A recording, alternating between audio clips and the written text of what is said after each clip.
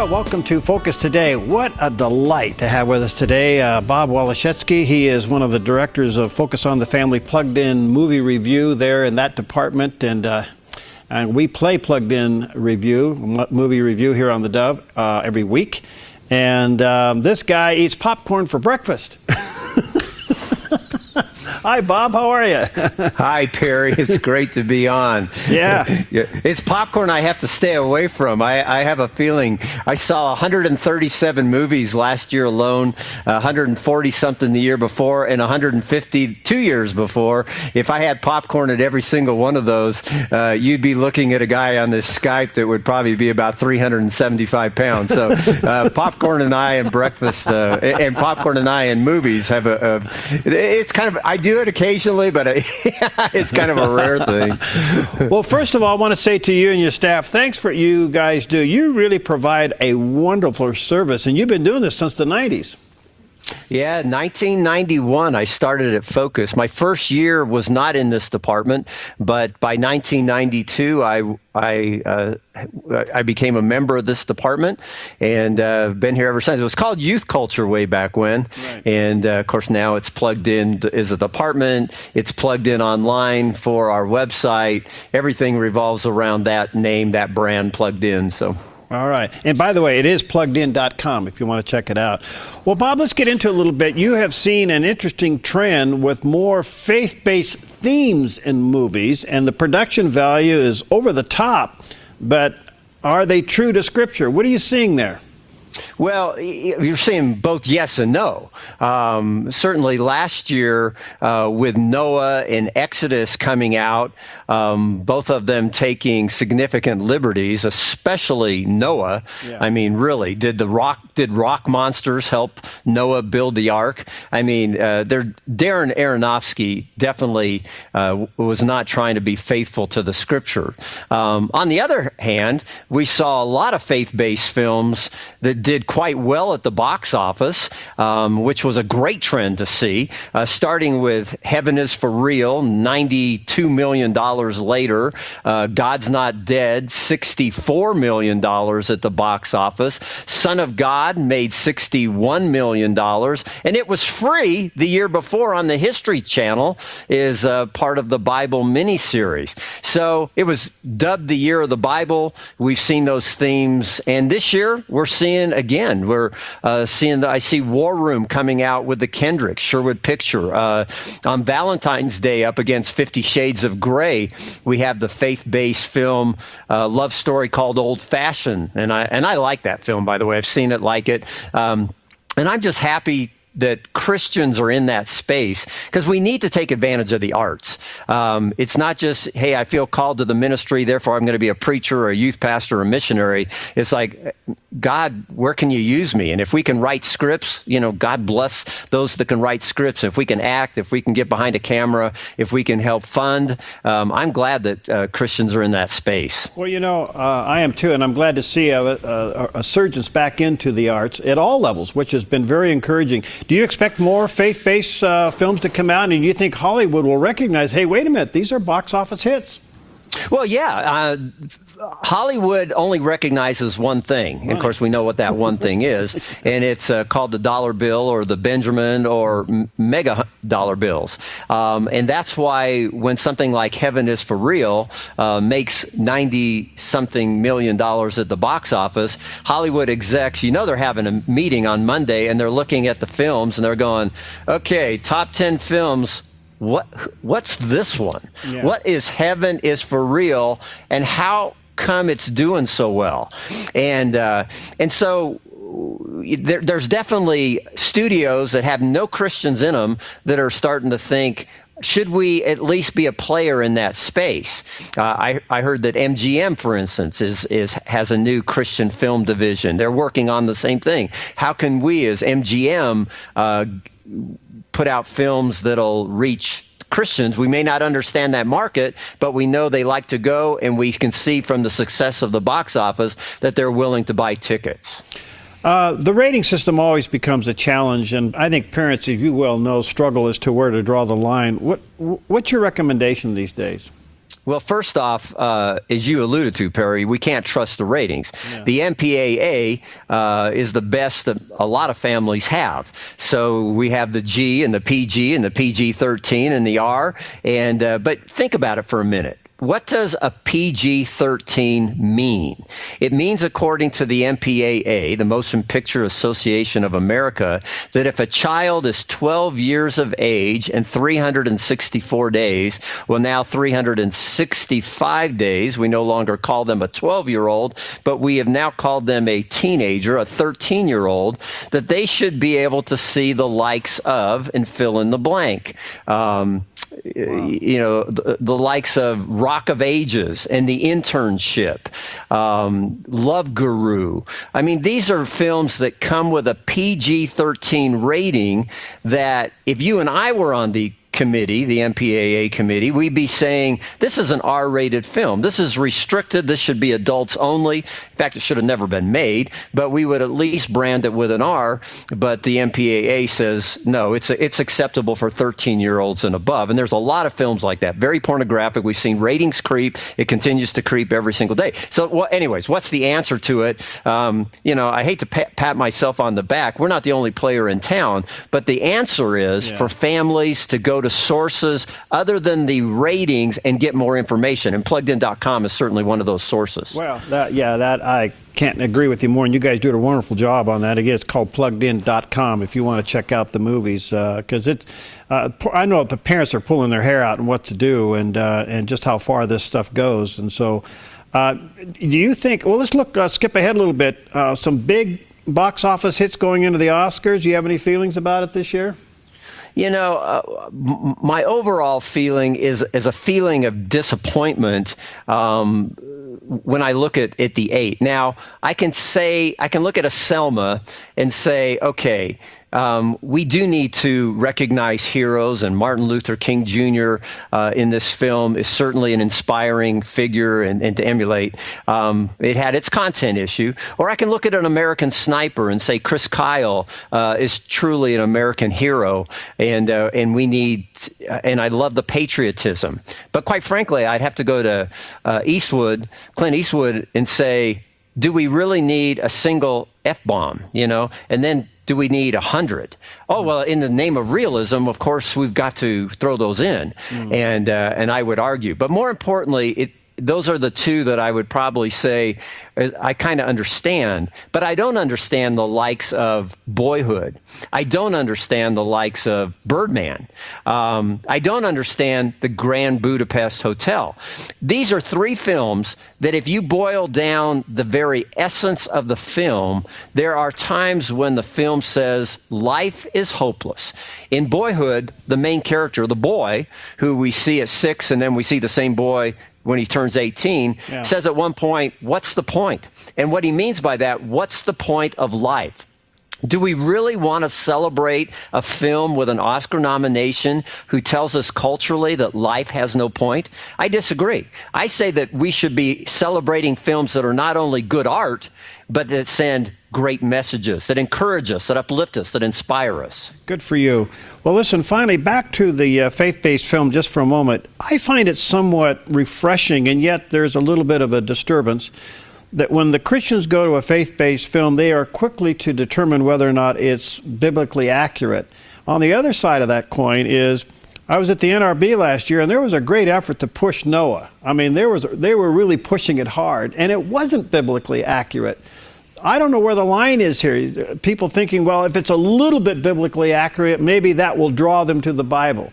How do you respond?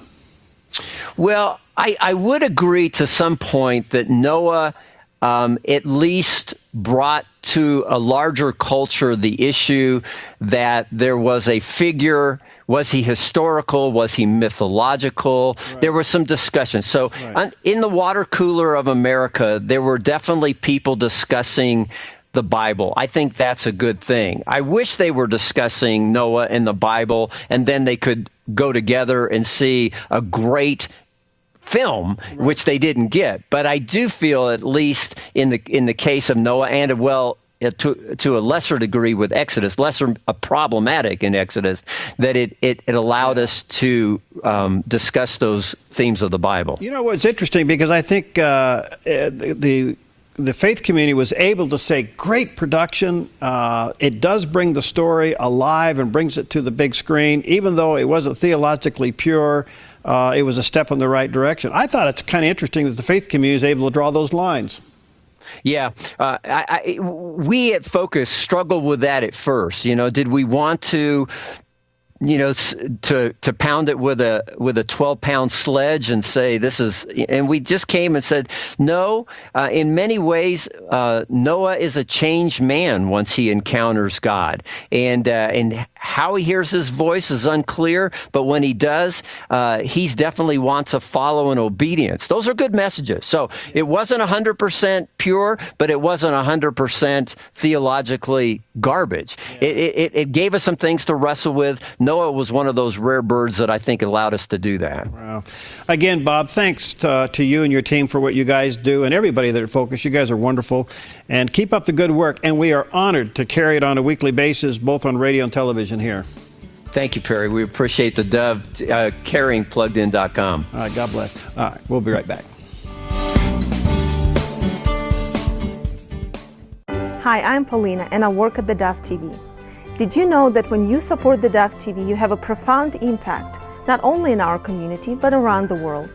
It's your continued support that takes the inspiration and hope in the programs we produce and makes them available to the thousands of people who are watching these videos online every week. Help bring encouragement and hope to our valley and beyond by making a secure online donation today at our website, thedove.us.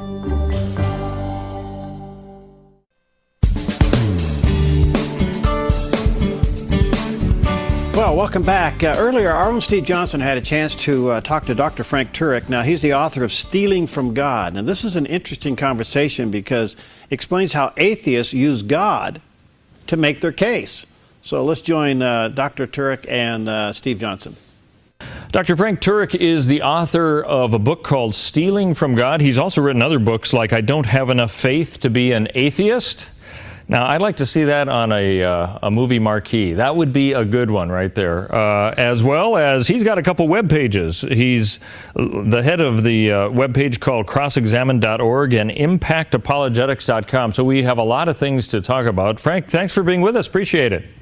Steve, it's a pleasure. Thanks. I want to ask about your book. Your latest is called Stealing from God, Why Atheists Need God to Make Their Case. Interesting premise here that somebody could steal from God. What is your thought that caused this to be the title of your book? Well, atheists are always trying to argue that there is no God, but when they try and argue there is no God, they're actually stealing aspects of reality that only would exist if God existed. Like, for example, let me give you one of the arguments, Steve, that they say proves there's no God. There's too much evil in the world, right? Well, the problem is when you ask them, what do you mean by evil? They can't really give an answer without appealing to a standard of good.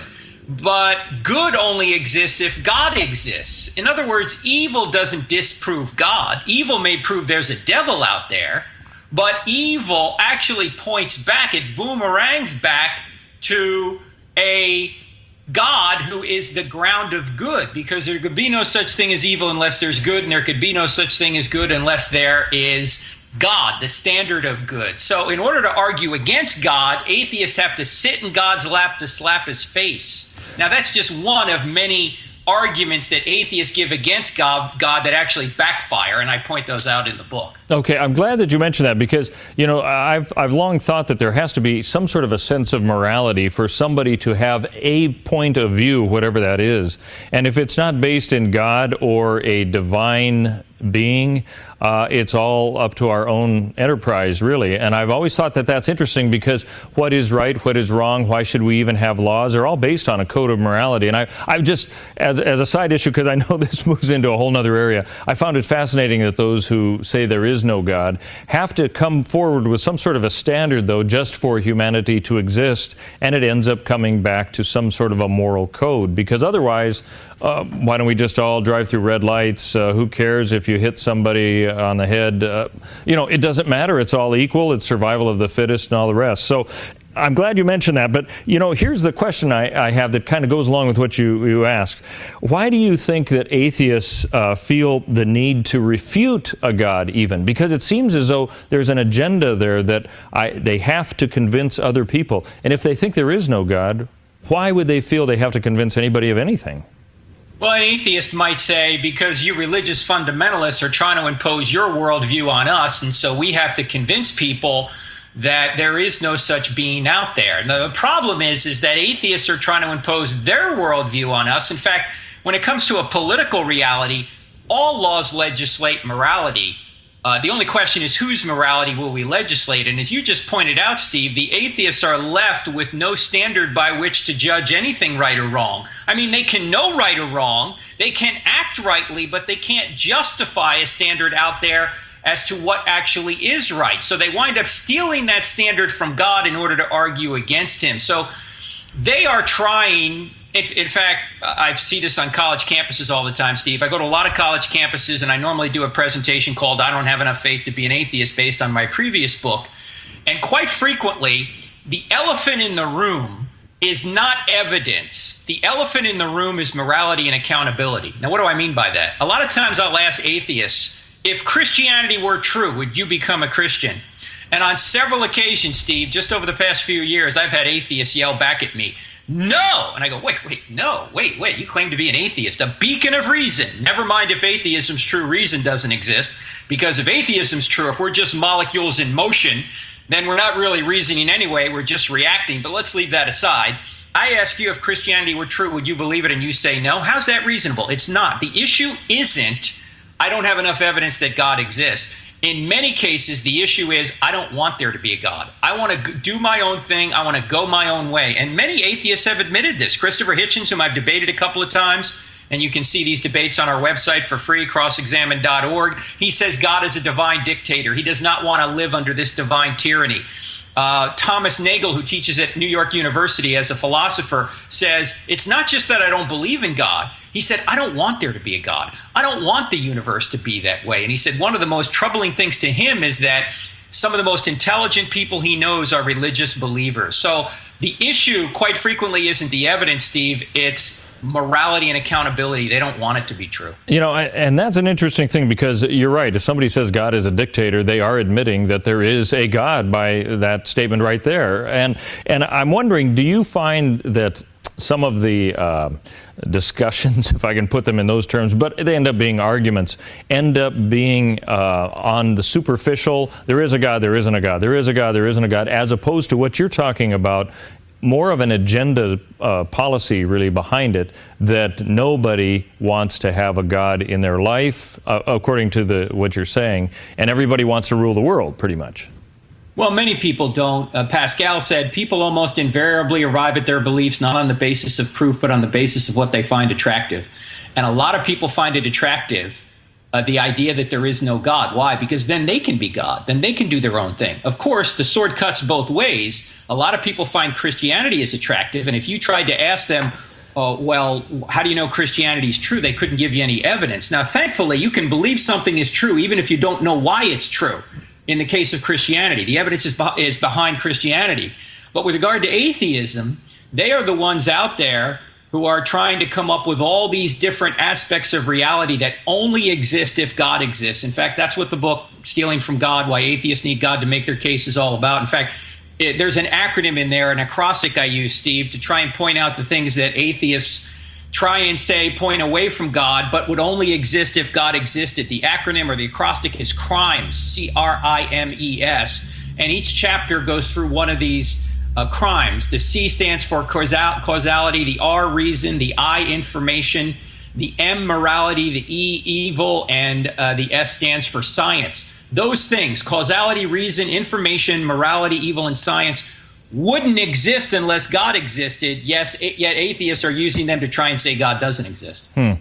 It seems to me that these arguments that we've been discussing seem to be more on the surface now than they ever have been. Is that true, or do you think it's because we have more access to YouTube and videos and all that kind of bring these discussions that people otherwise wouldn't have had into the public forum?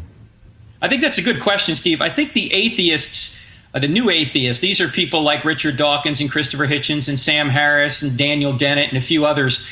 They really arose after 9/11 because up to that point in the West, religion for many of them was just considered to be something you didn't really need to worry about. It was no big deal. But with 9/11, they saw religion, obviously the evil side of certainly Islam, bear its ugly head. And what they've done is they've lumped all religions together, like they're all equivalent to radical Islam, and they paint them all with the same broad brush. So I think part of this it has been a result of 9/11. You know, you talk about the supposedly rational view that those who have an atheistic tendency tend to have, and a lot of them are academians, and yet there seems to be this illogical step that is taken, like you said, lumping all religions together, which doesn't make any sense at all because that's about as unreasonable as one could expect. Do you think that that type of thing is being used as an argument, or do they really believe some of the things that are said in that regard? I don't know if they really believe it. I'd assume they do. It's interesting that Richard Dawkins at the so-called Reason rally in Washington, D.C. 3 years ago resorted to ridicule when he said that we ought to mock believers. Well, if his view is so reasonable, why would he be mocking people? Why wouldn't he just provide evidence and say, look, here's the truth? So it's interesting they resort to ridicule. And Christopher Hitchens was the same way. He resorted to ridicule so much, even in his book, which, by the way, had a lot of truth in it. Religious people have done many evil things, but of course there would be no such thing as evil unless there was good, and there would be no such thing as good unless God existed. But in my debates with Hitchens, I ended both debates this way. I said, Christopher Hitchens' view can be summed up in one sentence. Here it is. There is no God, and I hate him. That's really what you could tell by reading between the lines of his book. So much of it, Steve, is emotional, it's volitional, it's moral, it's not intellectual. A lot of atheists are hurt, they're angry, they think the God that they have in their mind has let them down, and so they think he doesn't exist. And otherwise, I wouldn't see why they'd resort to ridicule and mockery when they could just use so-called reason if they think their view is really reasonable. You know, I remember one section from Expelled with Ben Stein where he was talking to Richard Dawkins, and he was just asking the question, well, where do you think life began? And Dawkins, you know, you would have thought he had really thought this through because of his arguments, but he said, oh, I don't know, maybe it was some sort of, it was like space dust that created a life form or a life form from another planet. Yeah, an alien. An alien. And then he goes, well, where did the alien come from? Well, I don't know. And you could tell he was getting a little perplexed. And I thought, you know, I'm really surprised that such a basic question could really, I guess you'd say, trip up somebody like that who is supposedly one of the spokesmen for atheism. And it surprised me how he hadn't thought that through. And it made me wonder, is there really this intellectual atheistic viewpoint, or is it back to what I think you've hit on? People just don't want to have a God in their life or admit that there is one. Is it? Am I distilling it down to basic? Is that what it is? Well, I would say many of the new atheists are like you say, but I don't want to be guilty of the same thing I'm saying they're doing. I don't want to paint with too broad a brush. The people that I deal with in the book, Stealing from God, are people like Lawrence Krauss, Richard Dawkins, Sam Harris, Christopher Hitchens. They're the more prominent atheists that you hear about in the media. Now, that's not to say there aren't some academic atheists that you and I maybe have never heard of that might not have a more restrained and reasonable approach to their viewpoint. But my point is that even if they think that they have the reasonable viewpoint, they are stealing reason itself from God, because reason wouldn't exist in an all-atheistic, materialistic world. You see, if the atheists are right, they believe everything's material. Well, the laws of logic that we are using right now, Steve, to communicate are not made of materials. The law of non-contradiction isn't made of molecules. It's an immaterial reality that we use to communicate and to think. So when atheists try and give reasons against God, they are actually stealing from God in order to argue against him. Now, I'm not saying that just because there are these laws of logic, the God of the Bible is true. But I am saying that atheism is false, because, or at least you couldn't know if atheism were true, because there'd be no way to provide a reasonable argument for atheism if we're all just molecules in motion, because we're not really thinking, we're just reacting. I think the evidence points to the fact that the ground of all reason ultimately winds up to be the God of the Bible with other evidence, but I'm simply saying here that reason does not comport well with the atheistic worldview, because everything is material in the atheistic worldview, and the laws of logic aren't made of materials. All right, we're talking to Dr. Frank Turek. He's the author of several books. The latest is called Stealing from God and Why Atheists Need God to Make Their Case. He's also written a book called I Don't Have Enough Faith to Be an Atheist. He also speaks on college campuses. We're going to come back and talk to him in just a couple of minutes about what he's seeing on the campus front, and has that changed over the years. So keep it tuned right here. We'll be back with more on Focus Today. Hi, I'm Paula, and I work at theDove TV. Every day we get letters and emails from people who've been encouraged, blessed, and challenged by the programs on theDove TV. But we couldn't do it without you. Did you know that more than 90% of our income comes from people like you? You can help us continue to bring inspiration and hope to our community by making a secure online donation at our website, thedove.us, or call us at 541-776-5368. Dr. Frank Turek, author of a couple books and a couple web pages. A book you might have read is called I Don't Have Enough Faith to Be an Atheist. He's also the author of a new book called Stealing from God, Why Atheists Need God to Make Their Case. And he's also, you can check him out at two web pages, crossexamined.org and also impactapologetics.com. Dr. Turek, let me ask you, you've debated a lot of academians and so on who are in the field and dealing with atheism and so on. You also talk on college campuses. I think of how, let's talk about in general terms, the college campuses from the 60s to what we're seeing now. You know, it's a place supposedly for open speech and discussion and all of that. What is it that you're seeing on college campuses right now when you go to speak to students? What seems to strike you as interesting, unique, or perhaps different? Well, I think there's a great spiritual hunger out there, because when we create, or when we come on a college campus and present I don't have enough faith to be an atheist, we get a lot of people showing up. Of course, whenever you call it I don't have enough faith to be an atheist, you get everyone from atheist to Christian showing up. And during the Q&A, there's quite a lot of give and take, so it makes for an interesting evening. So I think there is a hunger out there for it. What I also see, however, is I see a lot of political correctness. I see a lot of speech codes and free speech zones and all this nonsense out there on many college campuses, because quite frequently the people who say they're fighting for tolerance are often the most intolerant people out there. So I've been protested, believe it or not, on college campuses. I wrote another book called Correct, Not Politically Correct, How Same-Sex Marriage Hurts Everyone. I was at the University, Ohio University, a couple of years ago, and they were all picketing me that I was coming to talk about I don't have enough faith to be an atheist. So I invited them all into the session, and they all stood in the back with their signs, and they heard the entire presentation, including the gospel at the end, and then I answered their questions. So I'm open to talk to anybody. I'll tolerate anybody on a college campus. However, there are many people out there that won't tolerate people like me. So as you think back to what you have read about, maybe experienced years ago, have college campuses changed, or are they becoming less tolerant from what it sounds like you're saying? I think they're becoming less tolerant. I don't know what it was like in the 60s, and I've been told that if you remember the 60s, you weren't there. It all depends what campus you were on, I think. That's right. That's right. Well, I grew up in the I was born in 61, so I was just a grade schooler when the 60s were going on. But I think it's getting less tolerant and more politically correct. In fact, a friend of mine, Mike Adams, who's a columnist at townhall.com, works through the Alliance Defending Freedom, because he gets emails from students who say, well, we've got the speech code now on this campus, and so he'll contact the Alliance for Defending Freedom. They'll fire off a letter to the president and say this is unconstitutional, and usually the university will back down. So the university out there is putting all sorts of unnecessary restraints on speech and unconstitutional restraints on speech, and we need to speak up as Christians, not for just our sake, but for the sake of everybody. You know, I think the group ACLJ is also seeing a lot of that happening on college campuses as well, and I'm kind of amazed, I mean, from the news that we cover, how the same article could have been written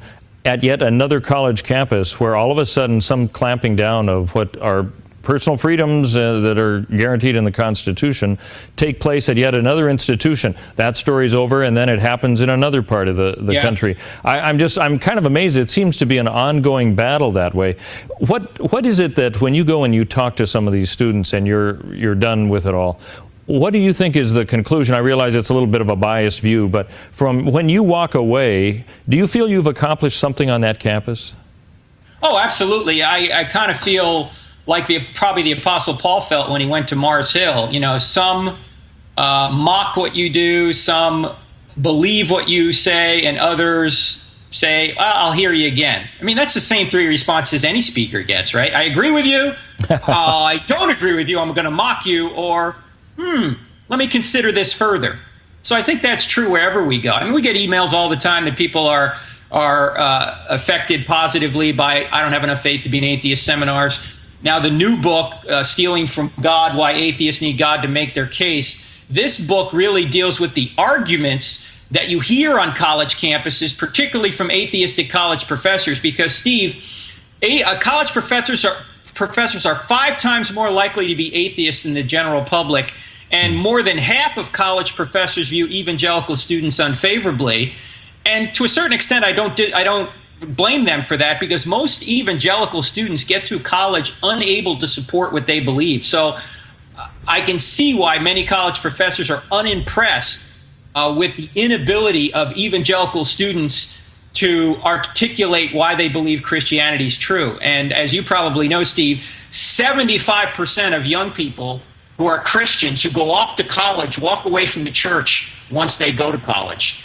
And there's a number of reasons for this, but one of the reasons is intellectually they don't know why it's true, because we've never told them why it's true. So that's what we're trying to do in these books called Stealing from God and I Don't Have Enough Faith to Be an Atheist. We're trying to show people why it's much more reasonable to believe in Christ, and you have to steal from God in order to argue against him if you want to be an atheist. Okay, now you've hit on something that I wanted to talk about, ask you about, because as you look at those students who are coming into classes, or maybe any kind of just a discussion that Christians might have who have a belief system, they know what they believe, but they have a hard time articulating it, what would you say are the biggest problems that people of faith have in trying to engage somebody in a way that has a benefit to actually discussing the issues of atheism or whatever the biblical concept might be? What would you suggest?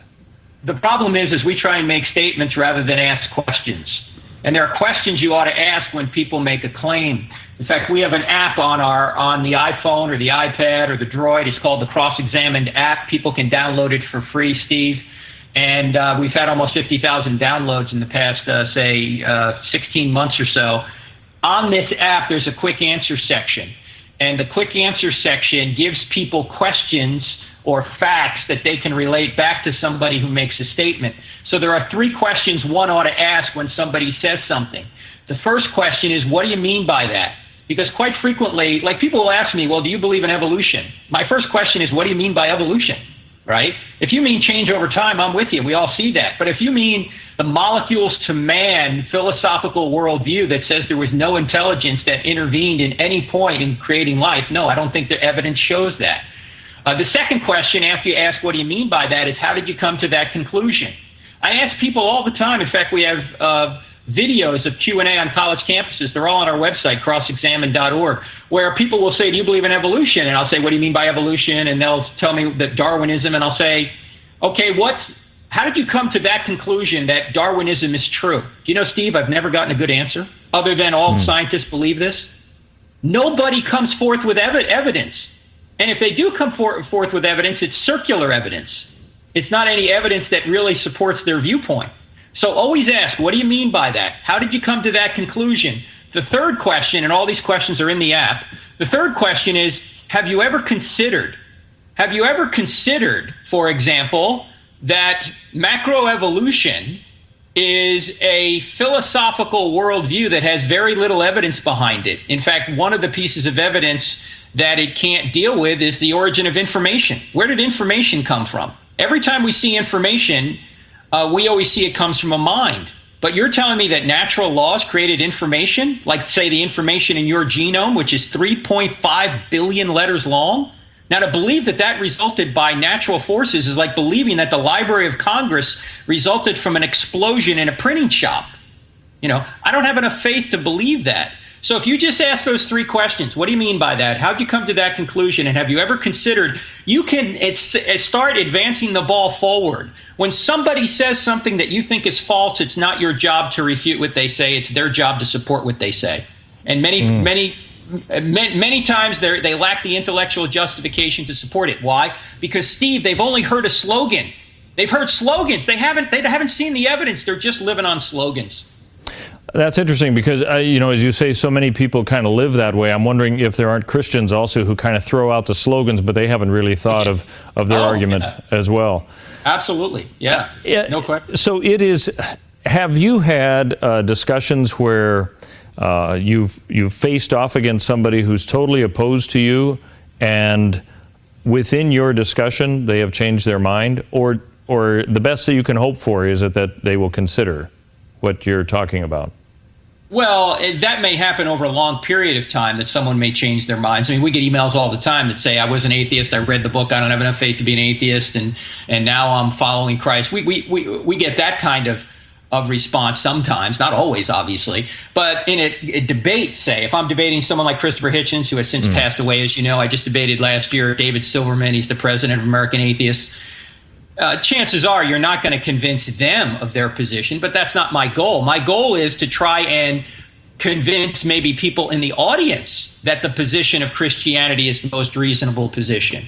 And so, you know, the other person is probably more too vested in his or her worldview to change their mind on the spot, but you might have an opportunity with people in the audience. Oh, that's interesting. So you're certainly staying focused with who it is you are talking to, but who it is that's hearing what you're saying at the same time. Yeah. Okay, you've got these two books out. I Don't Have Enough Faith to Be an Atheist and Stealing from God. You got something else planned? I imagine the book publishing companies always say, what's your next one? Well, this one just came out, Stealing from God. So we do all sorts of TV programs each year. We have a TV program on the NRB network on Wednesday nights called I Don't Have Enough Faith to Be an Atheist. So we're doing those all the time. This summer, we're coming to churches around the country to do the Cross-Examine College Prep course, Steve. In one day, we're trying to show both students, upcoming students, and their parents what they're going to experience at college and how to be prepared for it, because it's a whole nother world other than high school. It goes well beyond that, and most of what they're going to hear is completely opposite to the Christian faith. So we're doing college prep courses. We are doing radio every week on our radio program, and we're putting up videos all the time at crossexamine.org. So anybody can see what we're doing right there on the website, crossexamine.org. That's cross-examined with a D on the end of it. There it is right behind me. Okay. So that's a place to find out about a lot of the things that you've been talking about. Yes, also, sir. you have impactapologetics.com. I won't confuse it with two. I can remember one. I think that's Cross-examined is good. They're linked. It doesn't matter. Okay, great.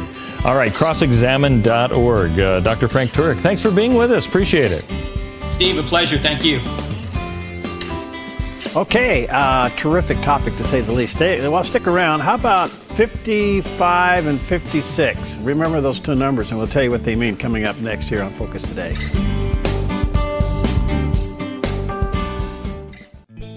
Hi, I'm Daniel, and I work at theDove TV. You know, compared to Portland, Seattle, and LA, Medford might be considered a small market, but at theDove, we're excited about the opportunity to make a big impact right here in our community. And you help make that happen. Did you know that more than 90% of our income comes from people like you? You can help us now by making a secure online donation at our website, thedove.us, or by phoning 541-776-5368.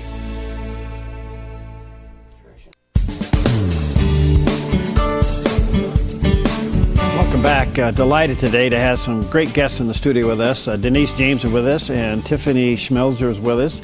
And they're both with Habitat for Humanity, Rogue Valley. And this organization does wonderful things. And Tiffany and Denise, nice to have you both. Thank you so much. It's good to see you back. And for those who don't know, maybe a few out there, but tell us about Habitat for Humanity.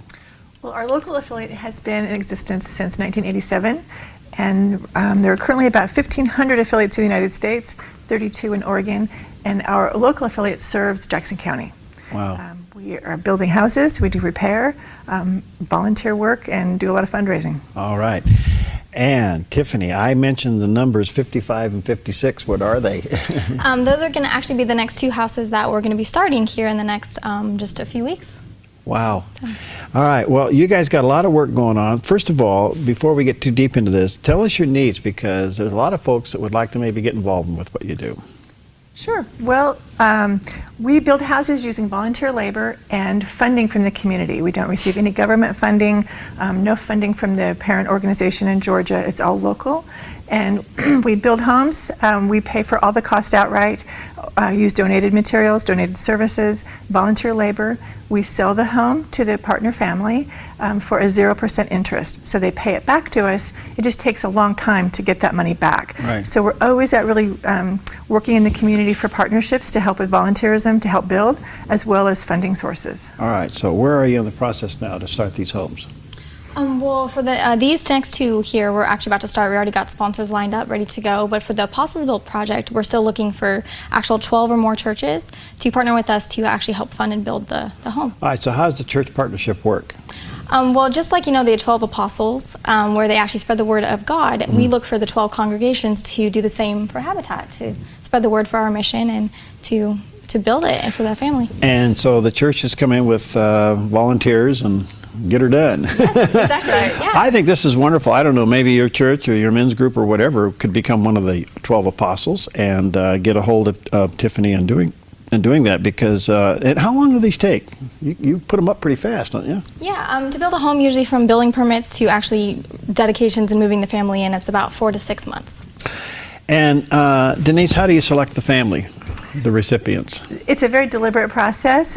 We have a volunteer committee that works with it throughout the process. Families are selected based on their need. They have to show a need for housing, and they have to be qualified income. So they have to be low income, but still have enough income to be able to make the payment. And they have to be willing to partner with us. So they have to be willing to help build the home. They have to commit to 500 hours of sweat equity. Wow. They commit to a curriculum of 8 educational courses, learning how to become a homeowner. They become our face, do fundraising, and participate with us throughout the entire project. Wow, that is terrific. Yeah. All right. So what are your plans? Where are we going? You're going to do 55 and 56. What's in the future? Well, the Apostles Build project is the next one up. It's house number 57 for Elena Williams. She's a single mother, and we're going to be starting her home in July, actually this summer.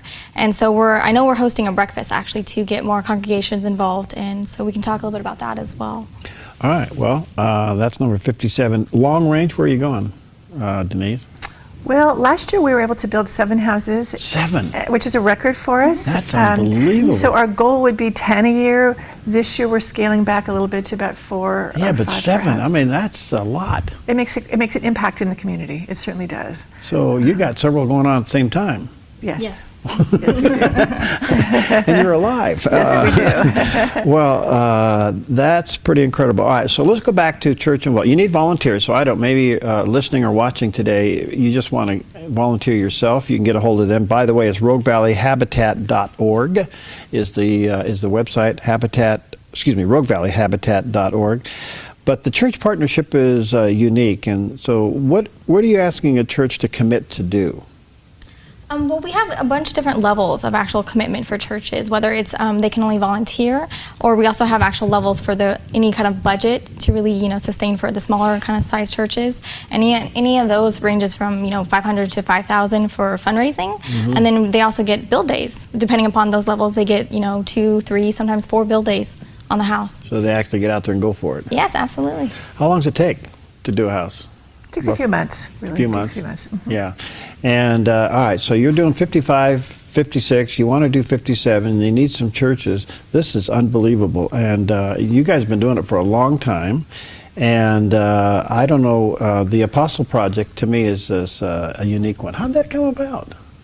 Well, Denise was actually there in the start of it. We started it back in, I want to say 2007. Mm-hmm. And it's really where we took a lot of our international, because we were founded on Christian principles, our actual organization was, and so we decided to lead in with an actual apostles build and a faith build church kind of, project. And I just remember Denise and another volunteer coordinator of ours in the past went and knocked on doors on the churches and asked them to kind of step up and help out. It's such a great opportunity for fellowship within each church. You're able to bring your own people out and work together, doing something outside the box. I mean, you're not really inside the church. You're not doing normal church activities. You're working together, and you're able to meet the family and get to know them and really know their need. And these are turnkey operations, right? I mean, the house is complete. Yes. Oh, yeah. Yeah. They move in. We have a celebration at the end of the process, and everyone gets to participate and hand the keys, and it's very powerful. It's very meaningful. Wow. And how do you handle the real estate part of it? We then become the banker. Is that what you mean? You got to build a house on somebody's property. We often are given donations of land. We buy land. We hope at discounts, and sometimes we just pay full price for it.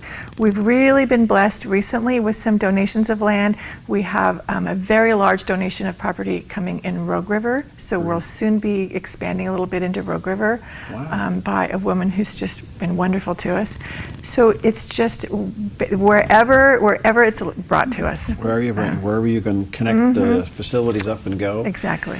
Quite a process, and I know you've blessed a lot of families, but I just want to say again, with Denise and Tiffany are recommending here, you or your church, individually you can get involved, but if your church is looking for a project, and I know one church that did this, got involved, I think for several years in a row, but it ended up becoming the annual project for the church as well as the men's group. Of course, the ladies got involved too, but it became the annual project of the church, and I think even some fundraising was involved with that. So it can be quite an outreach. Several churches participate continually. Yeah, and I just think that's wonderful.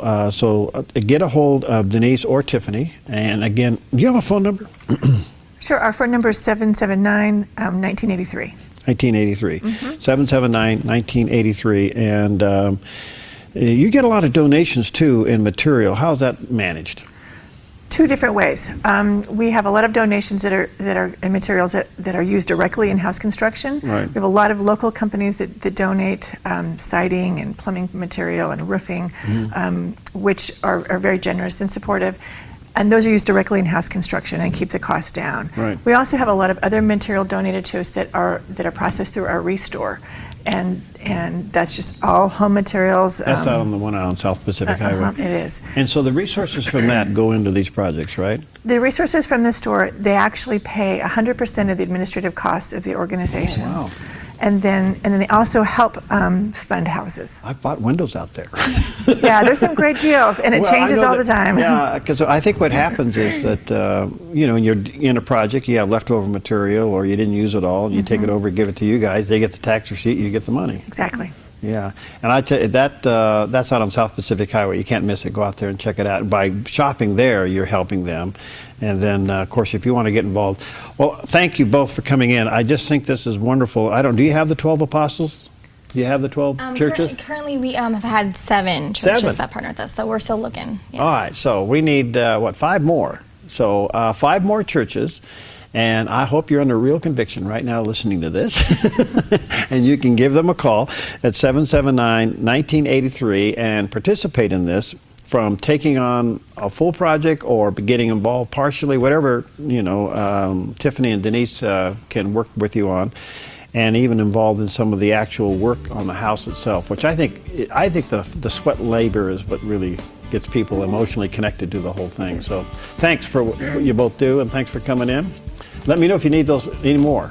Okay. 5 churches. I'm sure there's 5 people out there right now. You're going to go back to your pastor and say, all right, let's get involved in this, and give them a call and do it, okay? A number one more time, 779-1983, or you can go to roguevalleyhabitat.org is their website, and that's a good way to connect with them as well. Again, Denise and Tiffany, thank you. Thank you so much. Okay, we'll see you next time on Focus Today.